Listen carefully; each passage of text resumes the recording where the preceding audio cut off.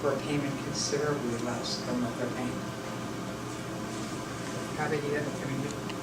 Well, you know, in my experience, I've been an attorney since, you know, the whole recession hit. So in my entire career, I have not once seen a principal reduction.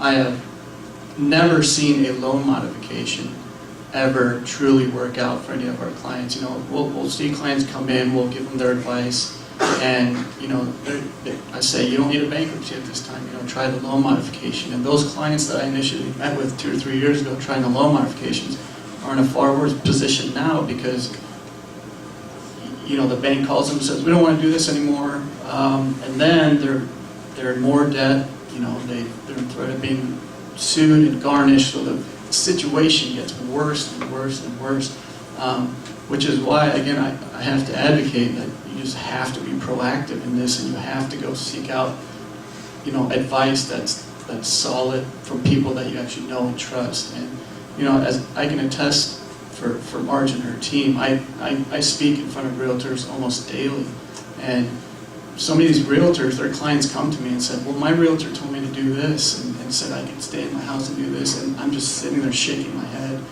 you know. And for as many lawyer jokes as there are now, I'm coming up with a lot more realtor jokes because, I mean, it's just some of the information is absolutely false, and you know, having a good team that can advise you properly is absolutely imperative in today's day and age.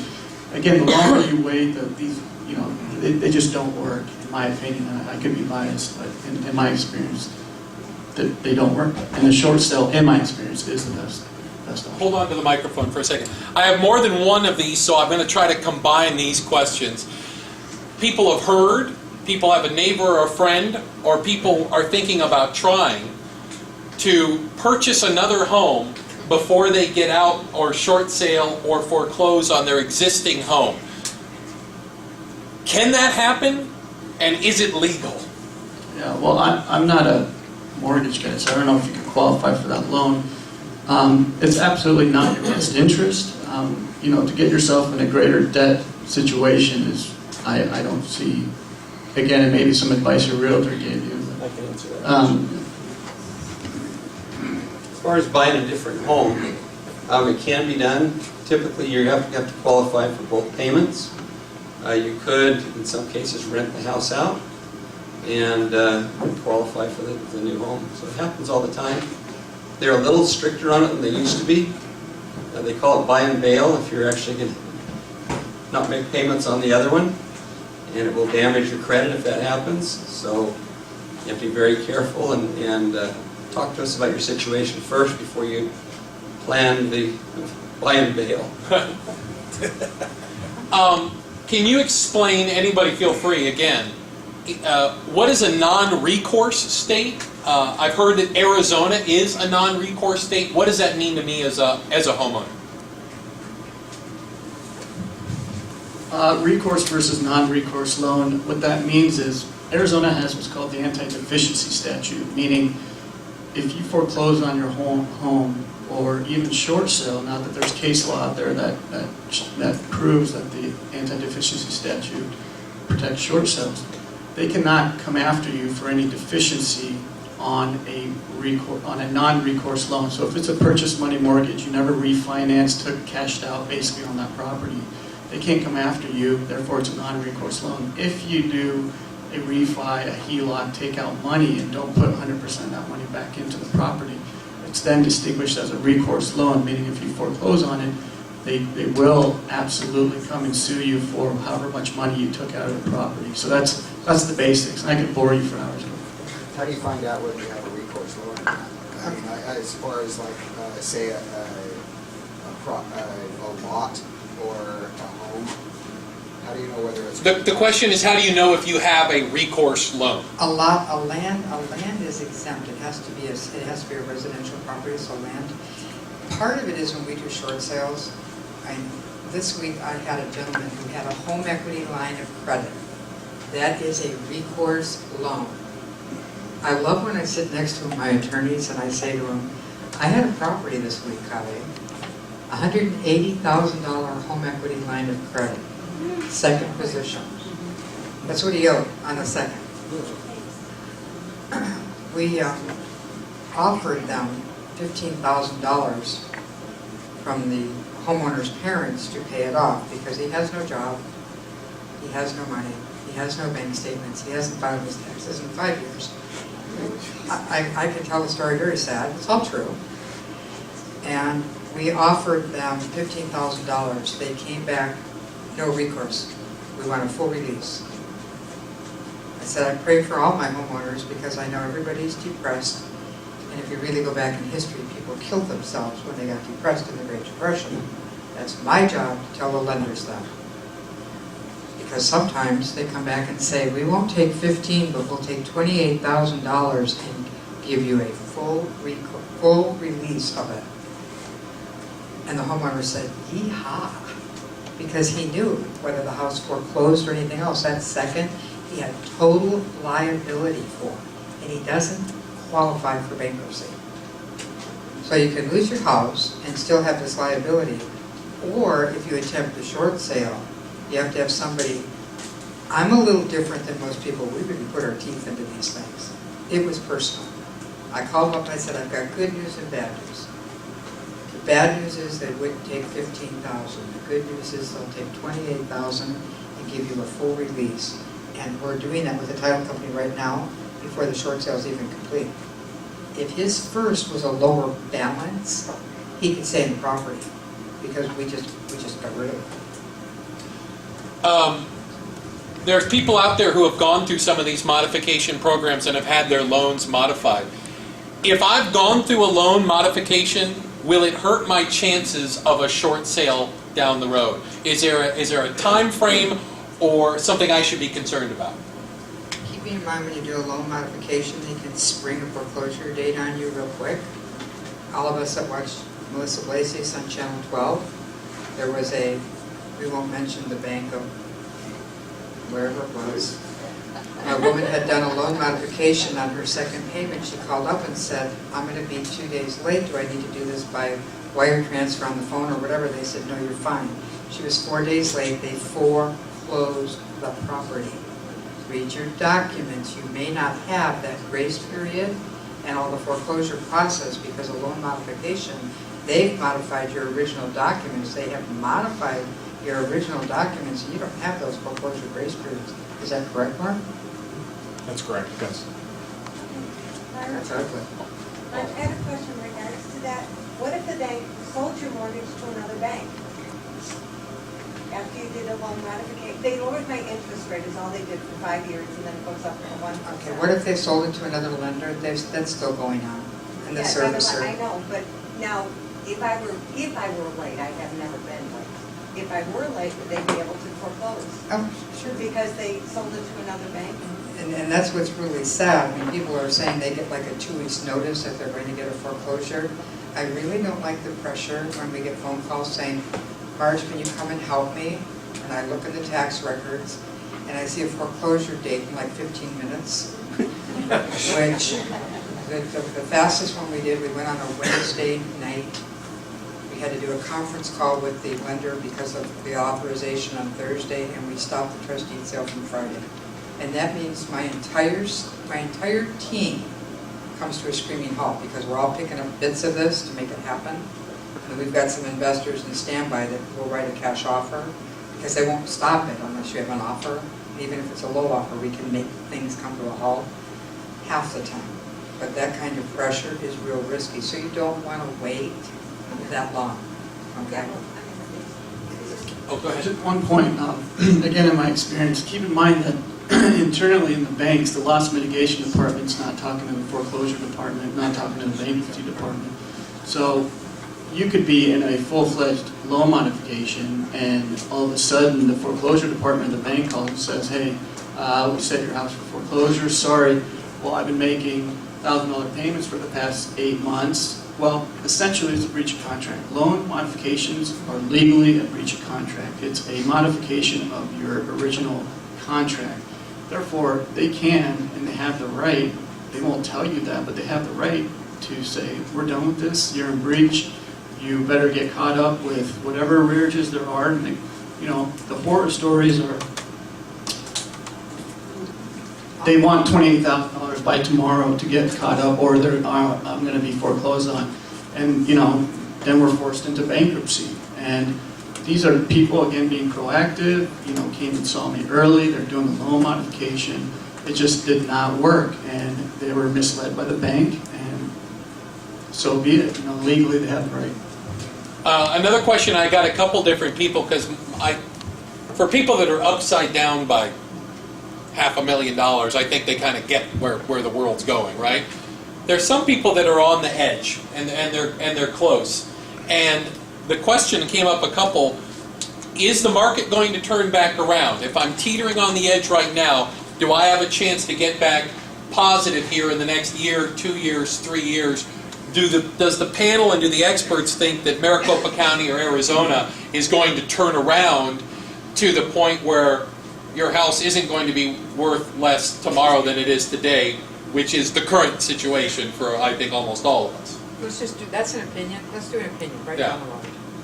Okay, well, the first thing is if you're teetering, there is still a Making Home Affordable refinance, and you can refinance your house up to 125% if you're teetering, if you're that close. Okay, what do I think about the market? Well, I've sat with Mark, so I have to tell you that, you know, I've also listened to Mark speak last week, and they had a little bit of a differing opinion, but I can tell you from reading appraisals every day that most of the time they're not coming in at the value that we're needing them to come in at most of the time right now. So I don't think you're going to see any major changes, not anytime this year. I don't know if anybody else thinks there's going to be major changes this year, but there's also a good amount of, maybe Mark can address this, inventory that still has to be released as well from banks that, you know, properties that have already been foreclosed. So that will affect what the values of the properties will be. An enormous amount of shadow inventory we're not hearing about. I've made Bruce promise me, as his new angel mom, that regardless of my husband, he will take you up and show you a house when the time is right. Yes, I'm not allowed to buy again. No, you're not allowed to buy until I call and tell you we have officially hit the bottom. I talked with a gentleman from the Arizona Republic. He was in my class last week, and he said that he has seen statistics that this year we could drop out of 15 to 20%.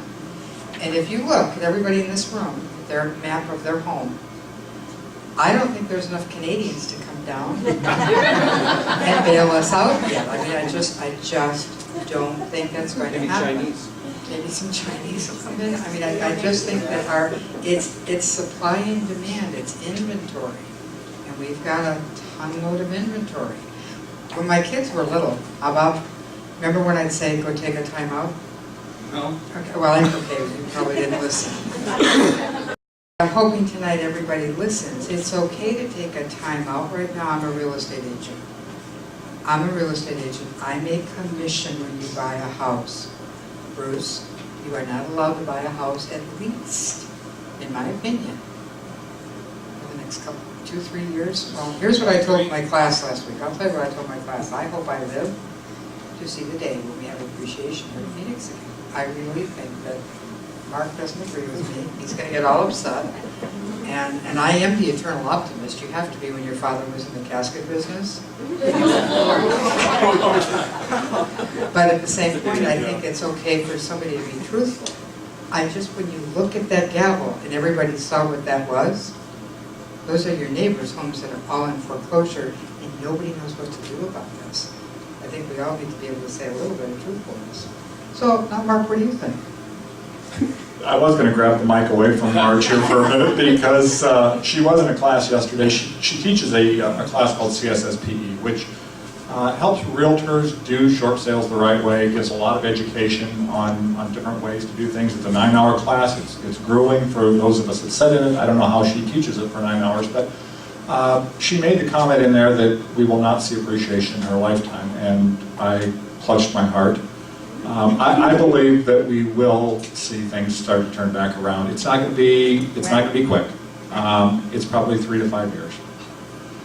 There is shadow inventory out there. The inventory that's listed is coming down very drastically. I mean, we've seen a sharp decline in the amount of listed homes that are out there. Normal laws of supply and demand would indicate that that's a good sign that prices would stabilize, would start to go back up when there's less inventory out there on the supply side. The thing that we're lacking is the demand. Consumer confidence is weighing heavily into this, and you probably heard the statistics the other day. Consumer confidence is down again. There's a graph that I look at often. It's put together tracking consumer confidence. It's very standard in about 10-year bands of when things really go down. So it indicates that we've probably got a couple years to get through this, to get some consumer confidence back up, to where people start buying and the demand starts coming back.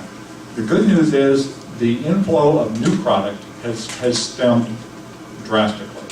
You know, if you look at the number of building permits coming on board in Maricopa and Pinell County in 2004 and 5, we were on track and actually exceeded 60, 70,000 new home building permits per year. We're about a tenth of that right now. I think through June we were maybe 3,500 building permits, so it would indicate maybe 6,000, 7,000 new building permits, new homes that would be coming into the market. So again, helps with the supply side of this. We just got to get the demand back up. We've got great weather here. I mean, even though it's still as hot as all get out there right now, people still love our weather. We've got a good service economy. We've got rates that are staying relatively low. I'm optimistic that this will turn around, but it's not going to happen just overnight or even in the next couple of years. You want more opinions? Right, please. I'm going to split the difference here. I'm going to say 5 to 10 years before it comes back. I do believe it will come back, but at least 5 to 10. The thing that the really factor that we don't know is unemployment, and like Mark mentioned, it's the demand factor, and people are out of jobs. They don't want to buy a house, so that's the big unknown. And the election's coming up. There could be some euphoria, or there could be some more people crying. So we'll see what happens with the elections. We'll see what happens with the economy turnaround. And honestly, if anybody tells you they know exactly what's going to happen, don't believe them, because it's all an educated guess. But I don't believe you hit bottom either. So I'm in Marge's camp there. Anyway, Chris? I thought we hit bottom last year. So I have no idea where we're headed. I don't. But my youngest son just got a job with Bank of America as a modification underwriter. So I will bring in, I will have some insight on how that works shortly. I got a bunch of different questions, all that involve rental properties. A lot of people have a second home or a rental property that either is negative cash flow or they just don't know exactly what they should do with it. If they're thinking about a short sale or their options with a rental property or a second home, how does that change? Purchase money is purchase money. Now I'm going to get real. Can I get real personal with everybody now? You've been in the room for an hour. My husband and I were married 13 years ago. When I married him, he had absolutely pristine, perfect credit his entire life. We had 6 rental properties. We were so upside down. Oh my God. And then they had these negative cash flows, which we really wanted them for tax purposes. Well, then that didn't work out so well as the economy changed. So in 1 year, we bled $250,000 out of our retirement account. We've changed our minds now. We don't want to retire anymore. That was part of the game plan. And I said to him one day, when he was thinking the economy was going to come back and get better, I said, honey, how many more years can we bleed like this and ever retire without having to have our children support us? And that's a scary thought. And he said, May 1st, I'm going to stop making payments on all 6 rental properties. Purchase money, short sales. Banks would not work with us. We tried for a year to work with the lenders, current on every one of them. They wouldn't modify the loans, they wouldn't modify the interest rates, they wouldn't do anything. And I think I'm pretty good at modifying and talking with lenders. We were investors. They said, we're not going to help you make any money. I said, you're not going to help us make money. We just want to break even, and we're still going to have this ugly principal balance. They wouldn't help us. They wouldn't help us. My husband said, Marge, we're done. We're going to stop making payments May 1st. That was my birthday. That's why I remember he was gonna stop payments. His comment that day, instead of saying happy birthday, I watched this kind of a strange face. I said, Mike, are you okay? And he said, why didn't we do this a year ago? Because now the $250,000 became a real reality. You know, trying to keep the Titanic afloat, the $250,000, I have not found a government program that will give us that money back. They're not gonna repay it. Are those loans recourse loans? No, it's all purchase money. They were all purchase money, they're all short sales, they all could be done with a short sale. We've helped so many investors out of the scenario that it's just, The regular I'm going to, capital losses, pardon? the regular capital losses, doesn't fall under the 982. It's not gonna fall under the it's a different scenario. I mean, our accountant actually sat down and we've set a carryover from 2 years ago. So again, we're not an accountant, we're not attorneys, but this is something that we personally went through, because at some point when the hole is big enough in the ship, now that was a couple of years ago, if we'd been bleeding at that point, I would have had to give up real estate and go work for Mark over at Lawyer's Title. And spread out the kids. Do I think it's going to come back again? I pray it does. But at the same point, when somebody files bankruptcy, they're here, there's new light, and they still have to come back. We haven't started coming back yet. I know we haven't started coming back, it's just by all the gavels that are. I got a bunch of people here too, so I'll address this. People want to know, is there an average length of time that it takes to complete a short sale? Is there such a thing as normal or average when it comes to that? If they were thinking about doing that, what length of time are they looking at to complete that? There's two different short sale homeowners. One that's current wants it to go quickly. One that's behind and wants to live in the house for free as long as they can. Which I will tell you, we have two lenders right now that we took a listing with LBPS. We took the listing, 2 days later we got a contract, and 7 days later we got an approval letter. And my staff said, we got an approval letters in 7 days. I said, oh my goodness, LBPS just got on God's time. I said, they could do the world in a week, and now that's not normal. It's just not the normal. At HSBC, we've had 2 of them that we've gotten done in closed within a 45-day period. That's not normal. It's still about 90 to 120 days average, and we're on these transactions every day. My staff are all former escrow officers. I've got incredibly talented people that we're cross-training them and getting them their real estate licenses also. And we follow up every day. It's a full-time job. And again, we get to take I could give a short sale transaction to an attorney to do. I just know that the difference between what an attorney makes per hour, that Kaveh would never sit on the phone for an hour and a half on ignore with any of these lenders. That's what my staff, we do, and we multitask. We're opening emails. We have actually figured out a pretty amazing system how to do this and do this effectively. And so can you answer that is absolutely. Another one that people say, does it matter how upside down you are in your loan? Does that affect your chance of having a successful short sale? Is there a number? Is there a sweet spot? Is there too little or too much that would, I use the term, disqualify you? No. Okay. That's good.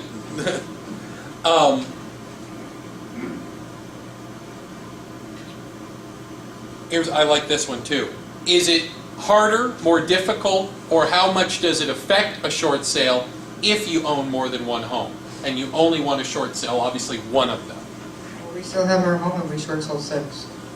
And so, no, what you have to look at is, this is why we're doing it. If it's a rental property, it's a negative that's dragging you down. It has no bearing.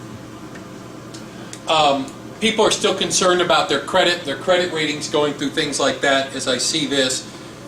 Are there any strategies, and what are the best strategies to minimize your exposure to a negative credit rating or the hit that you're going to take?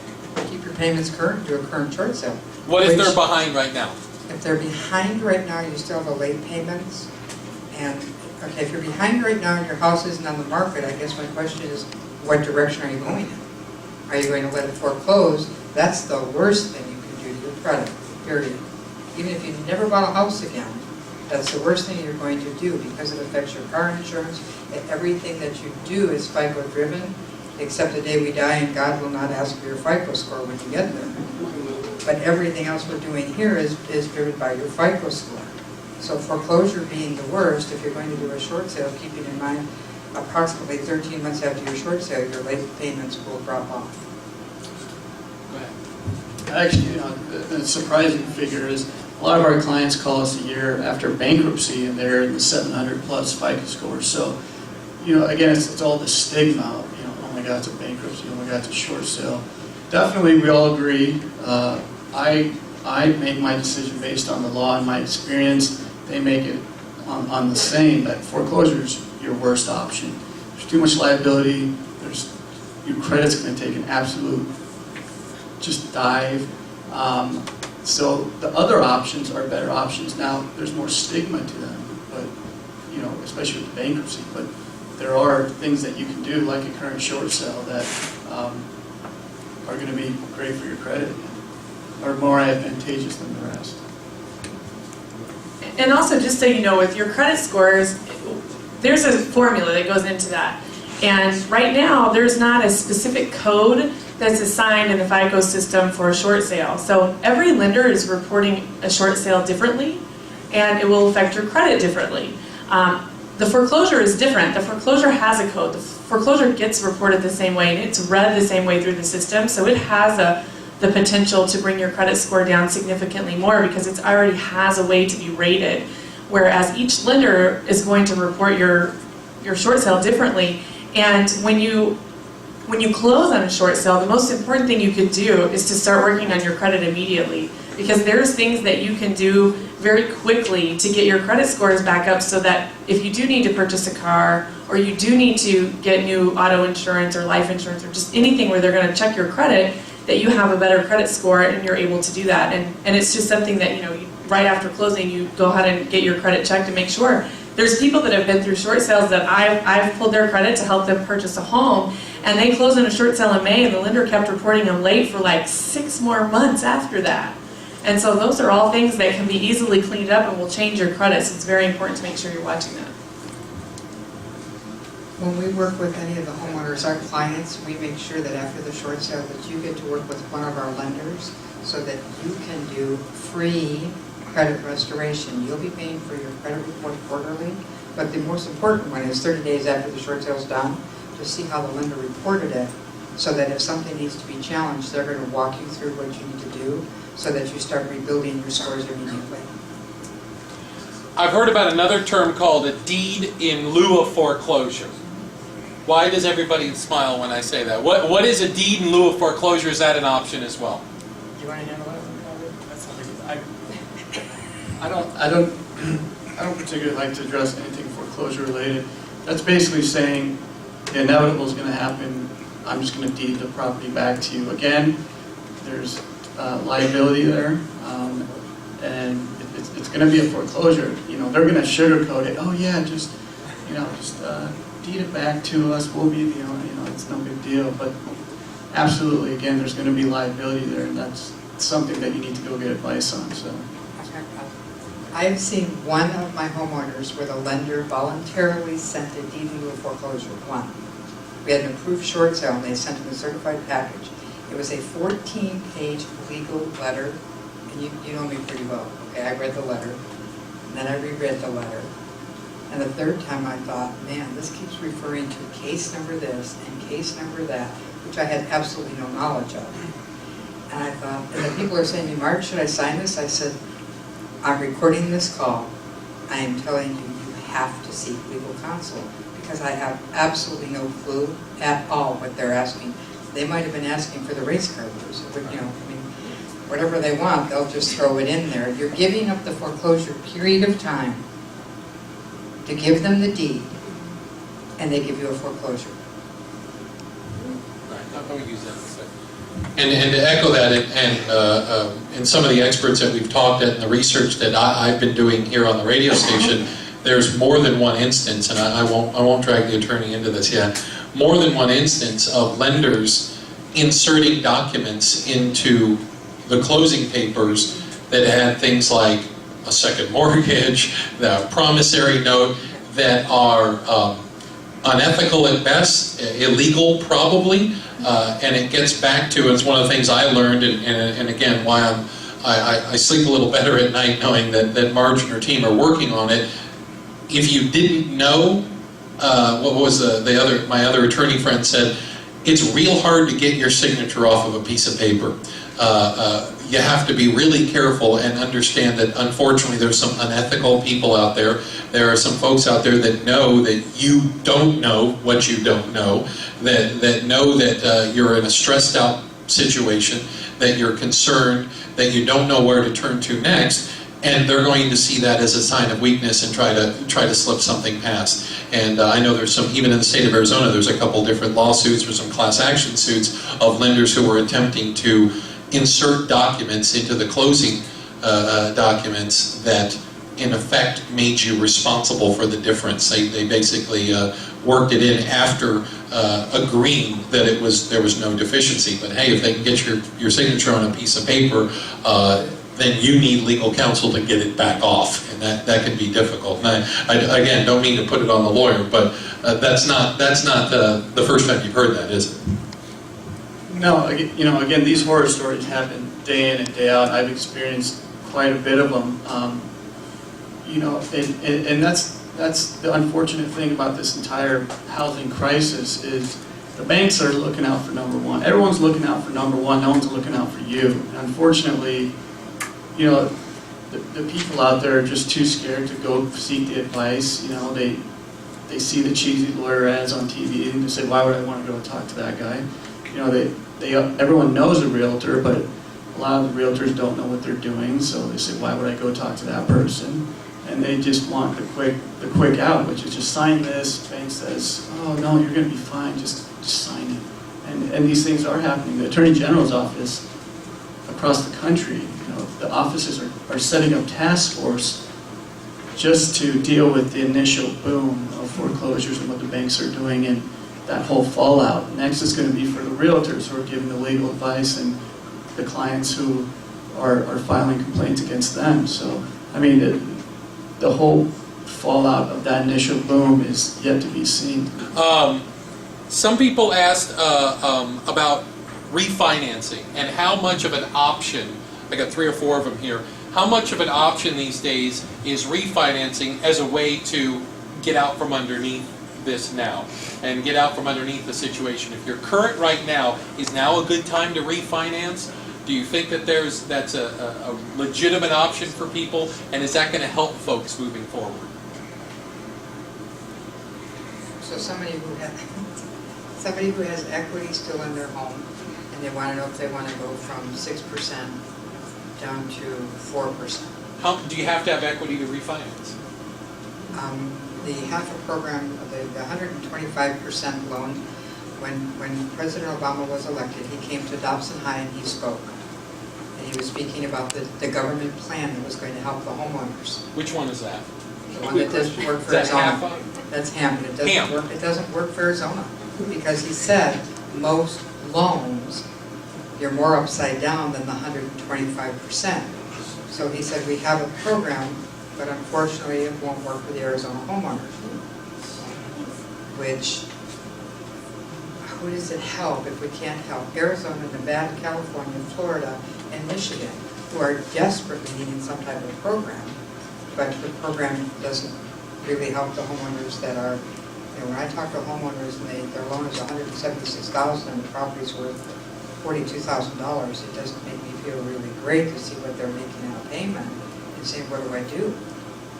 And I have to tell them the government program doesn't help anybody here in Arizona. I haven't seen it help anybody. Have you, Leanne? Not that particular program.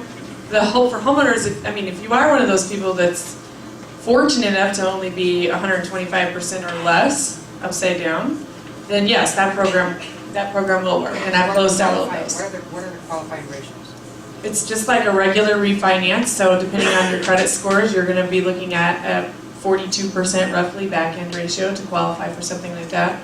And it does work for some people, so if you owe 105% of the value of your house, then that would be an option for you as long as your loan is owned by Fannie Mae or Freddie Mac. And if you'd like to know if your loan is owned by Fannie Mae or Freddie Mac, you can go to the website and just Google, is my loan Fannie Mae? If you just Google that, it'll take you to the Fannie Mae lookup tool. You'll put in some information and it'll tell you if you have a Fannie Mae loan. The last question I'm going to get to here, and a couple people mentioned it, it's been in the news, and I know I've seen them as well. Some of the discussions about the predatory lenders out there, some of the pending court cases. Is that a possible solution for people? Do you think that they're going to have an option to get out from underneath one of these loans or have an opportunity to negotiate with the lender because of some of these pending court cases? Probably not. What's going to happen is basically with class action lawsuits, what basically occurs is you get piled into a big group of plaintiffs, and basically you sue the bank and say, I was part of this group that this bank did this bad thing to, and the bank, let's say they're found guilty of whatever act, they have to pay $100 million over for damages. Well, if you're, part of a $100 million plaintiff group, you get $1 out of the deal. So, no, I mean, you can't say, well, I'm part of this lawsuit, therefore you have to work with me. They're going to say, well, your remedy are those damages that we're going to pay out. So, I don't think there'll be any success in that. I actually heard the scam to that is the attorneys that are, Kavi, I exempt you from this because I hear it all. So. Okay, so what I hear from that is if everybody in the room wanted to do this class action suit, and see, I don't work with these kinds of people, but if the attorneys collect $5,000 for everybody, and they talk about predatory financing, to me there's just so much false hope that's out there, and Kavi just told you, there's going to be this big settlement, and you may get $1, and that's your remedy. Sometimes the justice system just isn't what we think it is. Anything else? I want to put it back on the board here as we wrap things up, and I really appreciate everybody sticking with us and give everybody a chance to talk. I'll remind you that please, if you had a chance to fill out your cards, we have all those. We do have a drawing coming up. There's no obligation whatsoever. And there's also an opportunity for those of you that still have some very specific questions about yours, and I apologize if I didn't get to your question specifically. Some of them are very minute, some of them have to do with complex issues, and I hope you can understand that you probably need to really sit down one-on-one with somebody and make sure you have somebody that can understand and give you the time for your specific situation. I know Marge and the rest of the panel will be available. They have their business cards. You can set up appointments and move forward from there. Don't be shy. If anybody has any questions, come up to any of us, and we're here to give you whatever time is needed after this seminar. Appreciate you coming. I think something that came out of this is just, don't delay, get started early, get the answers, and it'll help you make better decisions.